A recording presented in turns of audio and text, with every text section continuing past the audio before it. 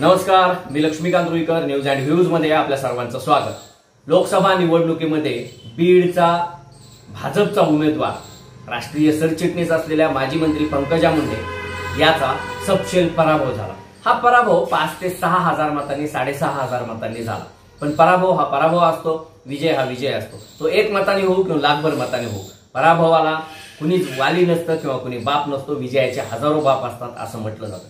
पण या पराभवाची कारण मीमांसा करणं अत्यंत गरजेचं आहे. जर का भारतीय जनता पक्षाचे लोक किंवा इतर कोणी जर का असं म्हणत असतील की आमचा विजय किंवा आमचा पराभव या कारणामुळे झाला, त्या कारणामुळे झालेला नाही, तर आम्ही त्यांना काही गोष्टी अधोरेखित करून देऊ इच्छितो. पंकजा मुंडे यांना परळी शहर वगळता किंवा अगदी गेवराई शहरामध्ये सुद्धा 1500ची लीड असेल, पण परळी शहर वगळता इतर शहरी भागामध्ये प्रचंड मोठा फटका बसलेला आहे. अंबाजोगाई शहराचं जर का उदाहरण गेलं तर अंबाजोगाई शहर हे सांस्कृतिक मराठवाड्याची राजधानी म्हटलं जातं, शिक्षणाचं माहेरघर म्हटलं जातं. त्या ठिकाणी सगळा इंटेलेक्च्युअल क्लास आहे, सुशिक्षित वर्ग आहे.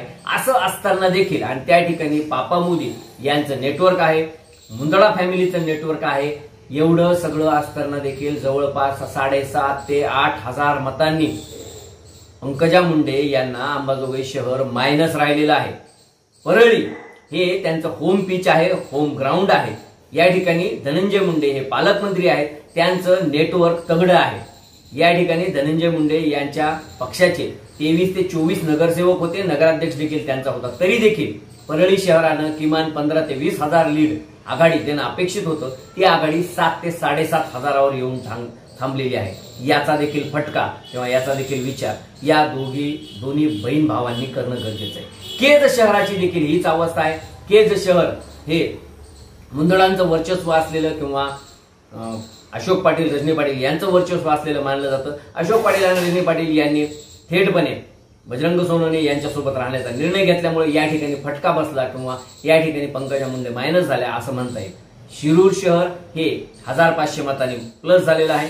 आष्टी शहर देखील एक 2,500 मतांनी, कडा शहर देखील 2,500 मतांनी, 1,000 मतांनी प्लस झालेले. पण ती आघाडी ही फार काही मोठी नव्हती की ज्यामुळे पंकजा मुंडेंचा पराभव हा विजयात परिवर्तित झाला असता. राहिला भाग गेवराई माजलगाव शहराचा, तर गेवराई आणि माजलगाव शहराने थोडाफार बॅलेन्स ठेवण्याचा प्रयत्न केला. तुलनेत वडवणी शहर असेल किंवा धारूर शहर असेल हे पंकजा मुंडेंना बऱ्यापैकी प्लस राहिले. सगळ्यात मोठा फटका हा बीड शहरामध्ये बसलेला आहे. बीड शहरात 23 ते 25 हजार मताने पंकजा मुंडे मायनस आहे. याचा अर्थ शहरामध्ये भारतीय जनता पक्षाचं नेटवर्क हे सपशेल अपयशी ठरलेलं आहे. एकीकडे भाजप हा राज्य पातळीवर किंवा राष्ट्रीय पातळीवर शहरी मतदारांचा लाडका पक्ष म्हणून ओळखला जात असला तरी देखील होम पिचवर, होम ग्राउंडवर पंकजा मुंडे यांना या शहरांमधून पाहिजे तेवढी आघाडी मिळालेली नाही. किंबहुना शहरांनी त्यांना साथ देण्याच्या ऐवजी त्यांच्या विरोधात निकाल दिलेला आहे. ग्रामीण भागामध्ये वातावरण वेगळं होतं. ग्रामीण भागामध्ये थेट ओबीसी विरुद्ध मराठा असा संघर्ष होता. पण ज्या तुलनेत मराठा एकवटला त्याच तुलनेत ओबीसी देखील एकवटला. हे अनेक गावांच्या मतावरून किंवा मतदानानंतर आलेल्या आकडेवरून लक्षात येतं. ओबीसी बहुल गावामध्ये पंकजा मुंडे यांना 800, 900, 1000, 1800, 2000 अशी मतं आहेत. तर बजरंग सोनवणे यांना 2, 5, 10, 20, 50, 100, 200 अशी मतं आहेत. तुलनेत शहरात मात्र पंकजा मुंडे यांना अनेक मतदान केंद्रावर, अनेक बूथवर अगदी 2, 5, 10 मतं आहेत. म्हणजे बीड शहराचं जर का उदाहरण घेतलं ना तर साधारणपणे बीडमध्ये जवळपास 28 बूथ असे आहेत की ज्याची जर का टोटल केली ना तर बजरंग सोनवणे यांना 15 ते 17 हजार मतं आहेत आणि पंकजा मुंडेंना 800 ते 900 मतं आहेत. या सगळ्याचा गांभीर्यानं विचार हा करणं गरजेचं आहे. शहराशी कनेक्ट वाढवणं गरजेचं आहे. शहरामध्ये आल्यानंतर किंवा तुम्ही मंत्री, आमदार, खासदार असताना तुम्ही जेव्हा शहरात येता तेव्हा तुम्ही काय करता, कुठल्या तरी दवाखान्याच्या उद्घाटनाला, कुठल्या तरी लग्न समारंभाला, कोणाच्या तरी घरी भेट द्यायला जाता किंवा पक्षाचे जे कार्यक्रम आहेत त्या कार्यक्रमामध्ये लोकांना बोलवता, भाषण करता, फटाकेबाजी होते, मोठमोठ्या गप्पा मारल्या जातात आणि हे नेते निघून जातात. पण शहरातील लोकांच्या समस्या काय, बीडच्या खासदार म्हणून किंवा बीडचे आमदार म्हणून किंवा सगळ्या शहरांच्या प्रमुख शहरातील लोकांच्या समस्या काय, मूलभूत सुविधा त्यांना मिळतायत का, लाईट, रस्ते, पाणी, स्वच्छता या गोष्टींकडे तिथले तुमचे पदाधिकारी किंवा तिथले प्रशासक किंवा तिथले नगराध्यक्ष किंवा तिथले तुमचे नगरसेवक हे लक्ष देत आहेत का? गेल्या 10, 15, 20 वर्षात बीड शहराचा जर का विचार केला तर भारतीय जनता पक्षाचा एक किंवा दुसरा नगरसेवक हा बीड नगरपालिकेमध्ये दिसून आलेला आहे. प्रत्येक वेळेस जर का आपल्या मोठ्या राजकीय फायद्यासाठी किंवा आपल्या आमदारकी खासदारकीसाठी आपण जर का तिथल्या स्थानिक नेत्यांबरोबर ऍडजस्टमेंट करणार असू ना तर त्याचा फटका हा कधी ना कधीतरी बसणार आणि तो फटका पंकजा मुंडे यांच्या नशिबाला आला. पंकजा मुंडे यांच्यासारखं नेतृत्व जर का केंद्रात गेलं असतं तर निश्चितपणे मंत्रिपद मिळालं असतं किंवा बीड जिल्ह्याला कोट्यावधी रुपयांचा निधी मिळाला असता. पण आता हे सगळं थांबलंय आणि त्याला कारणीभूत हे शहरवासीय आहेत. शहरवासियांनी हा पंकजा मुंडेंच्या किंवा भाजपच्या विरोधात जो काही निर्णय घेतला, आता त्यामध्ये देखील असंही सांगितलं जाईल, असं म्हटलं जाईल भारतीय जनता पक्षाकडून किंवा त्यांच्या महायुतीच्या पदाधिकाऱ्यांकडून की मुस्लिम समाजानं बजरंग सोनवणे किंवा महाविकास आघाडीसोबत जाण्याचा निर्णय घेतला आणि तिथं आपण मायनस झालो. बरोबर आहे, हे निश्चितपणे. पण ज्या पद्धतीनं ज्या त्वेषानं मुस्लिम समाज हा मतदानासाठी बाहेर पडला, त्या त्वेषानं किंवा त्या पद्धतीनं इतर समाज, ओबीसी समाज, हिंदू समाज हा बाहेर मतासाठी यावा यासाठी कधी प्रयत्न केले गेले आहेत का? बीड असेल किंवा इतरही शहर असतील, या शहरांमध्ये भारतीय जनता पक्षाचं स्वतःचं नेटवर्क, भारतीय जनता पक्षाच्या किती शाखा बीड शहरामध्ये आहेत हे कुणी सांगू शकेल का? अगदी पदाधिकारी तरी किती आहेत? जे पदाधिकारी आहेत ते पदाधिकारी काय करतात, त्यांचे धंदे काय आहेत, त्यांची संपत्तीचा स्रोत काय आहे, उत्पन्नाचा स्रोत काय, यावर कधी कुणी विचार केला आहे का? आता हा विचार बारकाईनं पंकजा मुंडे, धनंजय मुंडे यांच्यासहित सगळ्यांना करावं लागणार आहे. केवळ यायचं, मोठमोठ्या गप्पा मारायच्या, भाषणबाजी करायचं हे बंद करावं लागणार आहे.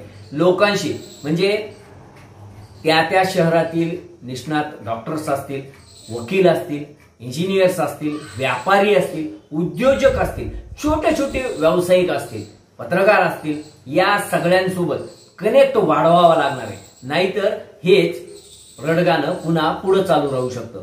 बीड शहरासह आष्टी शहर असेल, गेवराई शहर असेल, माजलगाव शहर असेल, वडवणी शहर असेल, धारूर शहर असेल, केज शहर असेल, अंबाजोगाई शहर असेल, अंबाजोगाई हे शहर कायम मायनस का जातं याच्यावर कधीतरी विचार पंकजा मुंडे किंवा भाजपने केलाय का?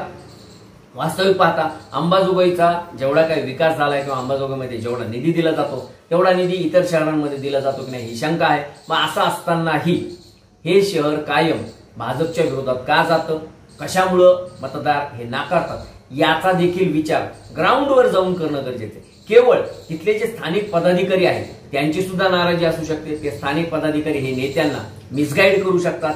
सगळं काही पॅक केलंय, सगळं आपलंच आहे, आपलंच शहर आहे अशा पद्धतीने देखील सांगितलं जाऊ शकतं.